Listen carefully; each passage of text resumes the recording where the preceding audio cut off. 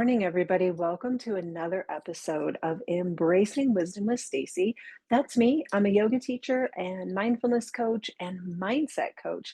So I help people tap into living a mindful life, shifting your mindset, and throw in a little yoga here and there. Today's episode, I do want to talk about the benefits of yoga when we're going through a challenging time. So we're going to talk about some of those physical benefits of yoga as well as the emotional benefits of yoga. And for me personally, having a yoga practice, even if it's in the simplest of ways that we think about physical yoga, it has helped me so much this last year. But the first thing I want to remind you when we think about yoga, I'm not talking about a 60-minute yoga class that you pay $25 for every single day or every other day or 3 days a week at a studio that requires you to do physical things that most bodies are not able to do. I'm talking about the essence of yoga as it relates to the definition of yoga being union, which means to bring together two things. When we think about a yoga class, we often picture in our mind people on the floor putting their bodies in crazy positions.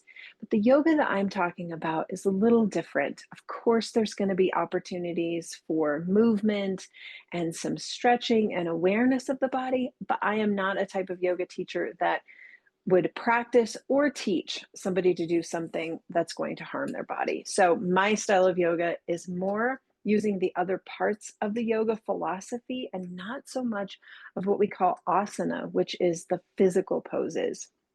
But I will say there are many benefits to the physical. So we're going to talk about that today. First of all, when we think about physical yoga, we want to remember that our bodies are so unique and so individual that what we see on TV or in a magazine or even on a website that is going to teach you how to do yoga, it is so important to remember that your body and every year that your body's been alive has brought its own set of challenges or celebrations. And our bodies are so individual that losing comparison and competition should be the number one thing that you do when you step on a yoga mat or sit in a chair that you are going to have a yoga practice in. Let go of that because our bodies are our own and yoga should never be a place for competition. So, some of the benefits of a physical practice, meaning stretching your body, extending your arms to the sky, touching your toes, twisting your body in certain directions. I call it the 6 directions of the spine.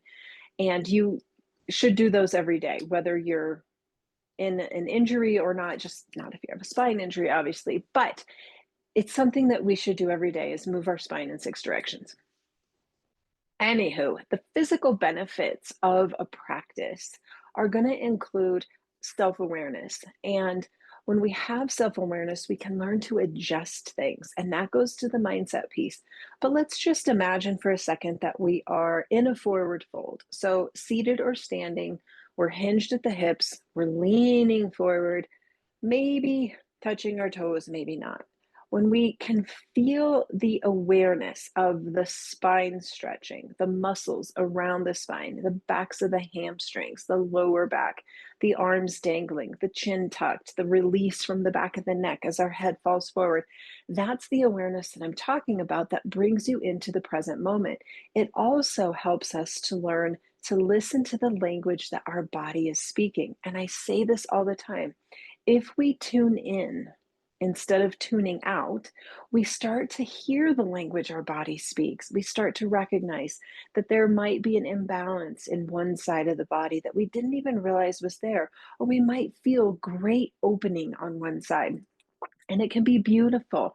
And so we know, like, oh, that feels really good when I take that side body stretch. But when I do it on the other side, there is something uncomfortable. So maybe I need to make an adjustment.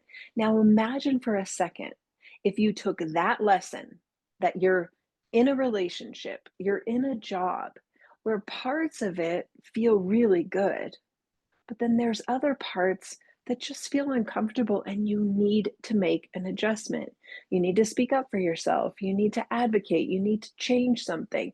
That's what the practice will teach you. This tiny little nuances that we feel in the stretch can be applied to how we live our life. And that's what I talk about union, the mind body connection, those two things coming together, not attempting to look like the cover of the yoga journal, not attempting to put your foot behind your head. There's no value in that.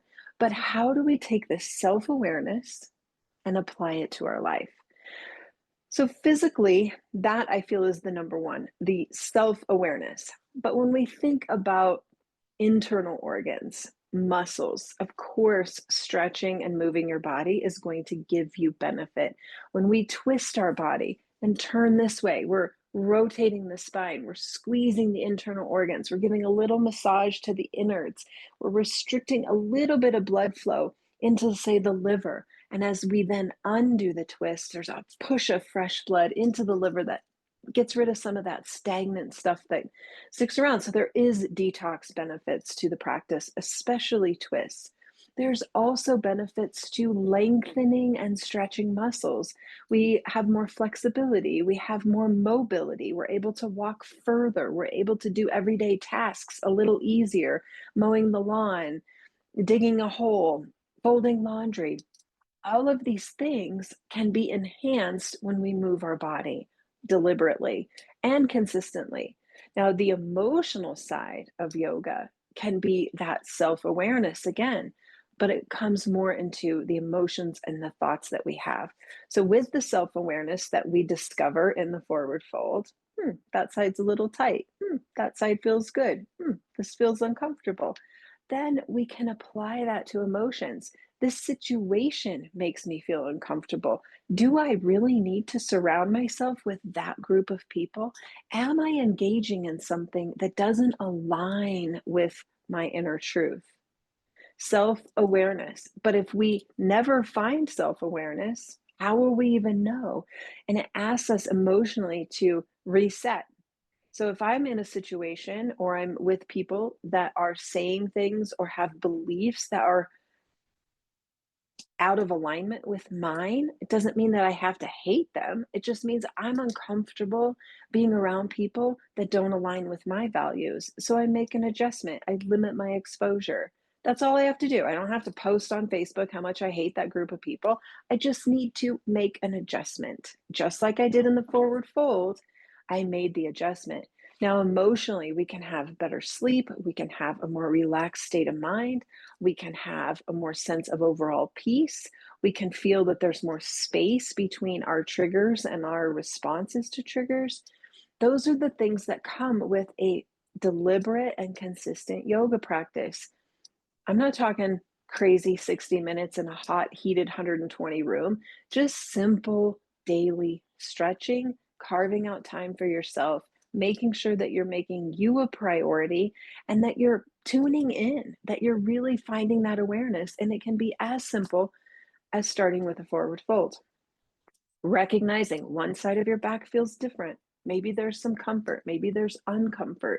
And what do you do with that? You make an adjustment and then you apply that to your life. So, for me, going through the last year of hip recovery, I've had to make a ton of adjustments in my life. I've had to turn the little dial all the time. How I go up and down the stairs, how I roll over in bed, how I get dressed, how I find joy in my day is very different than it was prior to the hip replacement. And all of that ability to have a good mindset and to be hopeful and positive and not feel like I'm a victim and I should be angry is because I developed that self awareness on a yoga mat 20 years ago. And I learned what is uncomfortable, what is comfortable, and how to make adjustments. I certainly could have fallen apart last year, and I certainly could fall apart this year at the state of my hip and my body and my mobility and all that I can't do. But because I have self awareness that I discovered through my yoga practice, I'm able to make adjustments constantly, physically. I know what feels good in my body, so I give her that. Emotionally, I know what brings me joy. And it wasn't the same things that brought me joy a year ago, but I'm learning to just.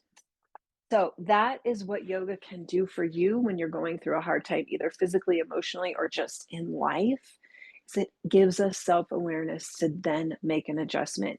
we can learn, is this in alignment with who I want to be? Is this in alignment with my values?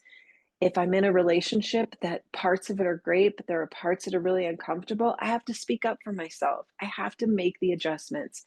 Self awareness. All right, that's what I got for you in today's episode. So I will see you next week. We'll talk more about fun things like mindset, joy, yoga, mindfulness, all of it. I got lots more to say. All right, have a great day. I'll see ya. Bye.